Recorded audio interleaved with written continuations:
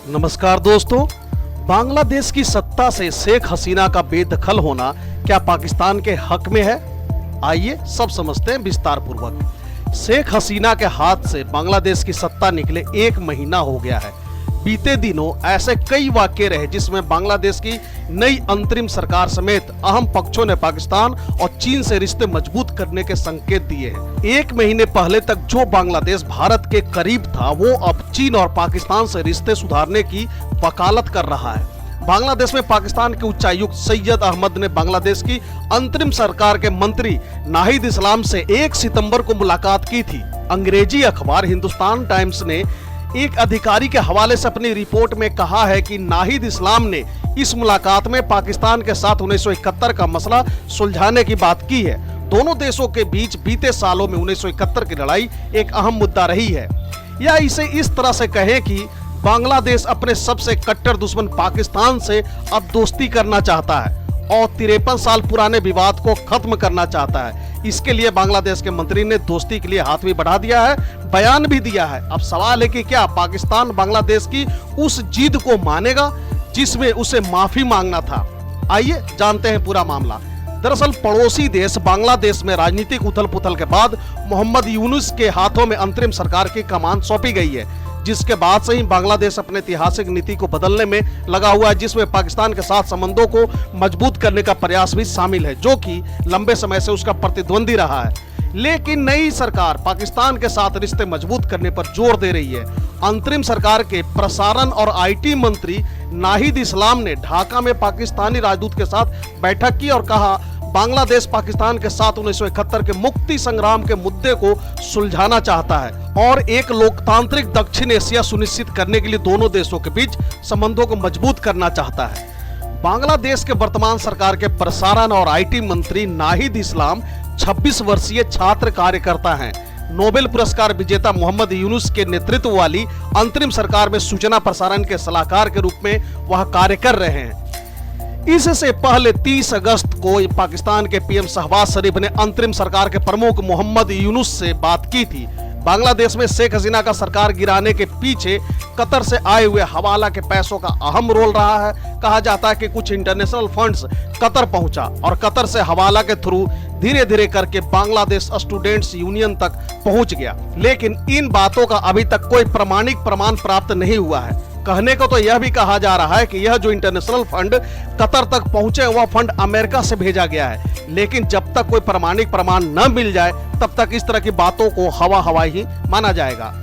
1971 में पूर्वी पाकिस्तान जंग के बाद पाकिस्तान से अलग होकर बांग्लादेश बना था। बांग्लादेश के बनने में भारत की अहम भूमिका थी। वहीं चीन बांग्लादेश बनाए जाने के खिलाफ था, मगर अब बांग्लादेश की नई अंतरिम सरकार चीन की ओर कदम बढ़ाती दिख रही है। कुछ दिन पहले ही बांग्लादेश में जमात इस्लामी पर लगी पाबंदी हटा दी गई थी।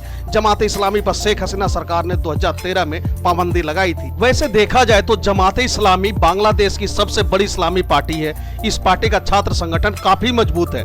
जिस आंदोलन के बाद शेख हसीना की सत्ता गई, उसमें इस संगठन के छात्रों की भूमिका बहुत ही अहम रही है। इस पर देश में हिंसा और चरमपंथ को बढ़ावा देने के आरोप लगते रहे। भारत में बाबरी मस्जिद विध्वंस के बाद जमात पर बांग्लादेश में हिंदू विरोधी दंगे भड़काने का भी आरोप लगा था। जमात इस्लामी की छवि भारत विरोधी मानी जाती है। जमात इस्लामी के प्रमुख शफीक उर रहमान ने बीते दिनों कहा था, भारत ने अतीत में कुछ ऐसे काम किए हैं जो बांग्लादेश के लोगों को पसंद नहीं आए। शफीक उर रहमान ने बांग्लादेश में हाल ही में आई बाढ़ के लिए भारत को जिम्मेदार ठहराया था। रहमान ने कहा था, बांग्लादेश को अतीत का बोझ पीछे छोड़कर अमेरिका, चीन और पाकिस्तान जैसे देशों के साथ मजबूत और संतुलित संबंध बनाए रखना चाहिए। अब सवाल उठता है कि बांग्लादेश से शेख हसीना का हटना क्या चीन के लिए मौका बन गया? ऐसे में पाबंदी हटने के बाद जमात इस्लामी के नेताओं से चीनी राजदूत ने मुलाकात की। चीनी राजदूत याओ वेन ने कहा, चीन बांग्लादेश के साथ अच्छे रिश्ते बनाना चाहता है। चीन बांग्लादेश और बांग्लादेशियों का समर्थक है।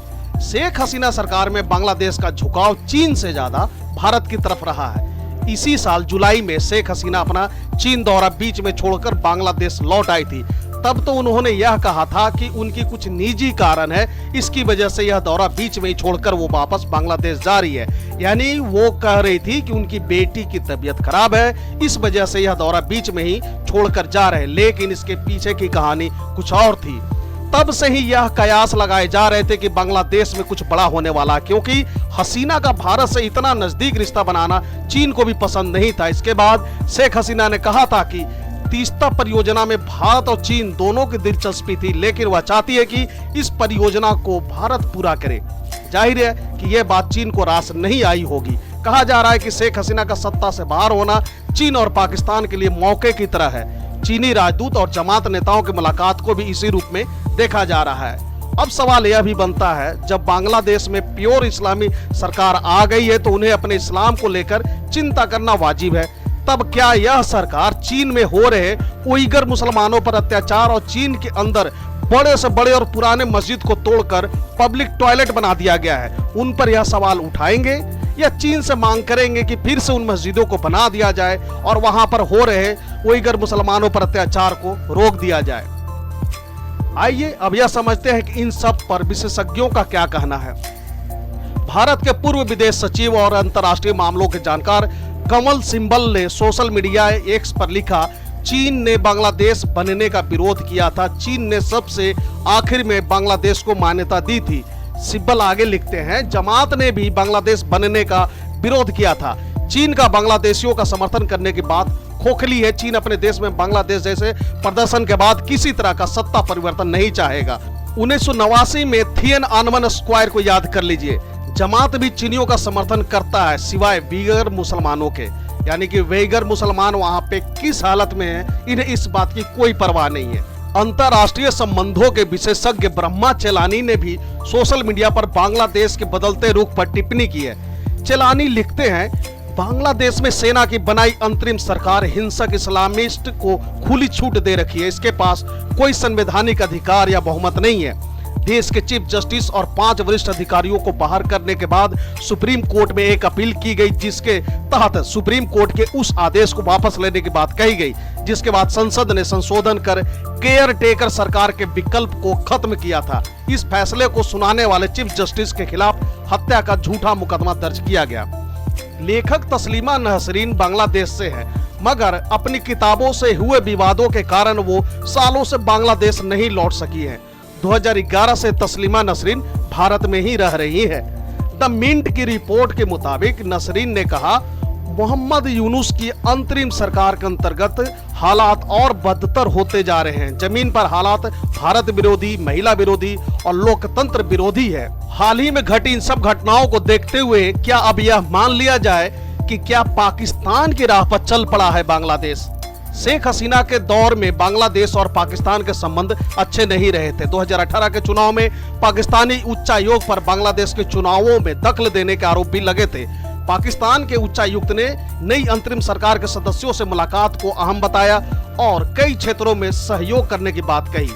द जापान टाइम्स वेबसाइट पर ब्रह्मा चेलानी ने दोनों देशों को लेकर एक लेख भी लिखा है। चेलानी इस लेख में लिखते हैं, साल 2022 तक बांग्लादेश की अर्थव्यवस्था तेजी से बढ़ती दिख रही थी, लेकिन आज हालात अलग है। बांग्लादेश ने IMF से $3 अरब, वर्ल्ड बैंक से $1.5 अरब और एशियन डेवलपमेंट बैंक से $1 अरब की मांग की है। विकास के मामलों में पाकिस्तान की तुलना में बांग्लादेश के हालात अलग रहे। चेलानी ने आगे लिखा, ऐसी कई घटनाएं हैं जिसके आधार पर सवाल उठ रहा है कि क्या बांग्लादेश पाकिस्तान की राह पर चल सकता है, जहां अर्थव्यवस्था का बुरा हाल है, जहां हिंसक घटनाएं होती रहती है, चुनावों में भी सेना की भूमिका रहती है। पाकिस्तान की ही तरह बांग्लादेश में सेना अहम भूमिका में आ गई है तथा सत्ता के पीछे आर्मी चीफ खड़े दिखते हैं। 1971 युद्ध को लेकर बांग्लादेश पाकिस्तान से माफी मांगने की मांग करता रहा है। चेलानी आगे लिखते हैं कि शेख हसीना के सेकुलर सरकार में हिंसक धार्मिक समूहों पर कार्रवाई की गई, मगर अब हालात दूसरे हैं। अगर सही दिशा में कोशिशें नहीं की गई तो बांग्लादेश पाकिस्तान का ही दूसरा रूप बन सकता है। 1971 भारत बनाम पाकिस्तान और बांग्लादेश का जन्म। बांग्लादेश में जब सत्ता पलटी तो मुजीबुर रहमान की मूर्तियों को नुकसान पहुंचाया गया। ये मुजीबुर रहमान वही है वहां के राष्ट्रीय पिता बांग्लादेश के। जब उनके मूर्तियों को कोई इज्जत नहीं दी गया तो दूसरे की क्या बात कहे। बांग्लादेश के संस्थापक और शेख हसीना के पिता शेख मुजीबुर रहमान पाकिस्तान को लेकर बहुत सख्त रहे थे। यहां तक कि शेख मुजीबुर रहमान ने बांग्लादेश को मान्यता दिए बिना पाकिस्तान के राष्ट्रपति जुल्फिकार अली भुट्टो, जो कि बाद में प्रधानमंत्री भी बने थे, उनसे बात करने से इनकार कर दिया था। पाकिस्तान भी शुरू में बांग्लादेश की आजादी को खारिज करता रहा। बाद में पाकिस्तान के तेवर में अचानक परिवर्तन आया। फरवरी 1974 में ऑर्गेनाइजेशन ऑफ इस्लामिक कॉन्फ्रेंस का समिट लाहौर में आयोजित हुआ था।